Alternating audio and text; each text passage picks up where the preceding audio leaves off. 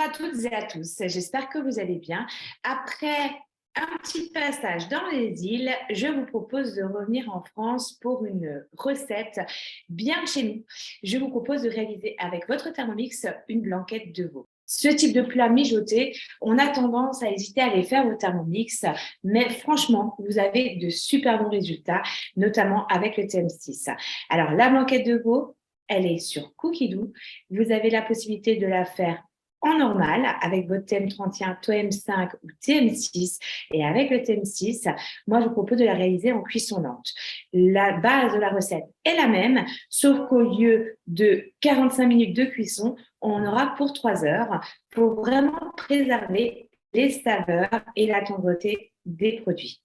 Allez, on est parti!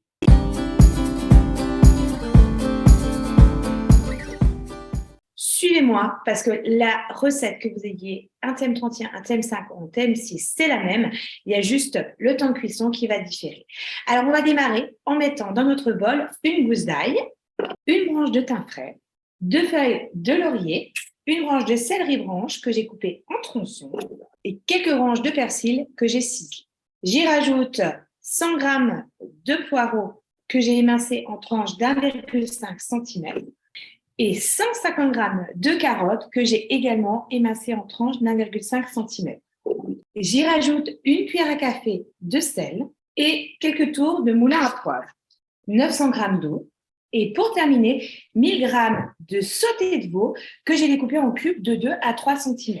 Je positionne mon couvercle et le gobelet doseur et là, c'est là que le temps de cuisson va différer. Si vous avez un TM31 ou un TM5, vous allez donc programmer 35 minutes à 100 degrés. N'oubliez pas le sens inverse sur la vitesse mijotage qui correspond à la cuillère en bois.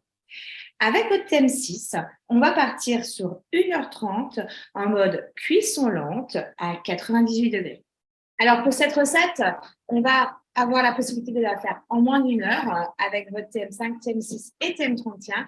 Et on a le petit plus avec le TM6 avec cette fonction cuisson lente, en sachant que la recette initiale est déjà très bien, mais je trouve que cette cuisson lente nous permet quand même de réaliser des plats encore plus savoureux. Alors, l'avantage, c'est que vous avez déjà 2 recettes qui vous sont proposées en cuisson lente. Alors, ça peut passer par le chili, par le porc effiloché que j'avais déjà proposé pour la fête des plats l'année dernière, qu'on avait proposé en burger. Ce sont des plats qui vous permettront de cuisiner jusqu'à 8 heures à basse température. Alors, allez voir sur Cookidoo si vous avez le TM6. Allez dans les filtres en haut à droite et vous allez sélectionner TM6 uniquement. Et lorsque vous entrerez dans la barre de recherche cuisson lente, cela vous permettra de découvrir tous les plats qui vous sont proposés, donc jusqu'à 8 heures à basse température. Testez-le parce que franchement, le rendu est topissime et on a tendance à l'oublier. Donc la cuisson lente, vous la trouverez bien évidemment si je mets ici ma recette en stand-by sur la liste des programmes, tout en bas, à droite de la fonction fermentation et à gauche de la cuisson sous vide. Pensez-y, l'avantage, c'est qu'une fois qu'on maîtrise cette cuisson lente, on va pouvoir aussi adapter nos plats maison en mode cuisson lente. C'est que pendant 2 heures ici, et ben, ma blanquette de veau, elle va tranquillement cuisiner, je ne m'occupe de rien et j'attends que mon Thermomix m'appelle. À la fin de la cuisson, je prépare 500 g de champignons frais.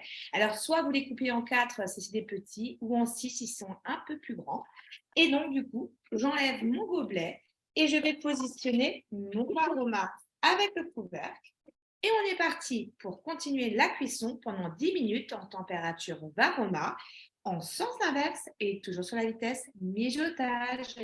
Et en amont, j'ai utilisé mon Thermomix Friend pour pouvoir cuire mon riz. Donc, j'ai mis dans mon panier ici 350 g de riz blanc, alors long grain ou basmati, à vous de choisir, 1 litre d'eau.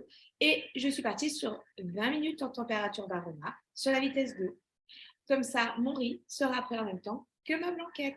Au bout des 10 minutes, je vais transvaser dans un grand récipient mes champignons et je vais utiliser mon aroma que je viens de vider en tant que passoire avec un autre récipient en dessous. Et je vais verser le tout pour pouvoir filtrer mon jus et récupérer la viande et les légumes.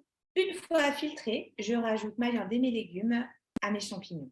Dans mon bol, je vais mettre 800 g de jus de cuisson. S'il vous reste du jus de cuisson, un conseil, ne le jetez surtout pas. Mettez-le dans des bacs à glaçons au congélateur. Ce sera un ajout de fond de veau dans vos sauces, vos préparations pour donner du goût. C'est vraiment un concentré de goût, donc pensez à le garder et à le réserver. Une fois que vos glaçons sont figés, mettez-les dans des sacs au congélateur et vous pouvez en prendre un, voire deux, lorsque vous allez, par exemple, cuire des pâtes, se donner un bon goût ou faire des sauces ou pour vos sauces, pour donner vraiment du goût à vos viandes. À mon bouillon, je vais rajouter 50 g de beurre demi-sel, 50 g de farine. Je positionne le couvercle et le gobelet 12 heures. Et on est parti pour 10 secondes à la vitesse 5. Une fois que ma préparation est bien mélangée, on est parti pour 10 minutes à 100 degrés sur la vitesse 2. À la fin de la cuisson, je rajoute 100 g de crème liquide, 35% de matière grasse et 2 jaunes d'œufs. Je positionne mon couvercle et mon gobelet et on est parti pour 5 minutes à 85 degrés à la vitesse 2. À la fin de la cuisson, je programme 30 secondes sur la vitesse 10 et je rajoute la sauce obtenue sur ma viande et mes légumes. Rectifiez l'assaisonnement si besoin, en sel, en poivre ou autre épice de votre choix.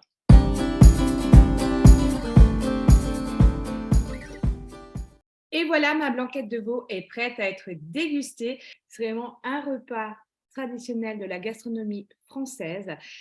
Et je trouve qu'au Thermomix, le rendu est vraiment top. Alors, à vous de tester. Vous avez peur peut-être que votre viande soit effilochée? Eh bien, la petite astuce, avant de mettre tous vos ingrédients, rajoutez votre fouet sur les couteaux. Votre viande restera impeccable. Ça évite à la viande d'accrocher les couteaux. Donc, vous pouvez y aller les yeux fermés. La blanquette de veau, elle est top. À vous de tester. N'hésitez pas à partager justement vos réalisations en commentaire. Et il ne me reste plus qu'à vous souhaiter un bon week-end et je vous dis à bientôt. Au revoir.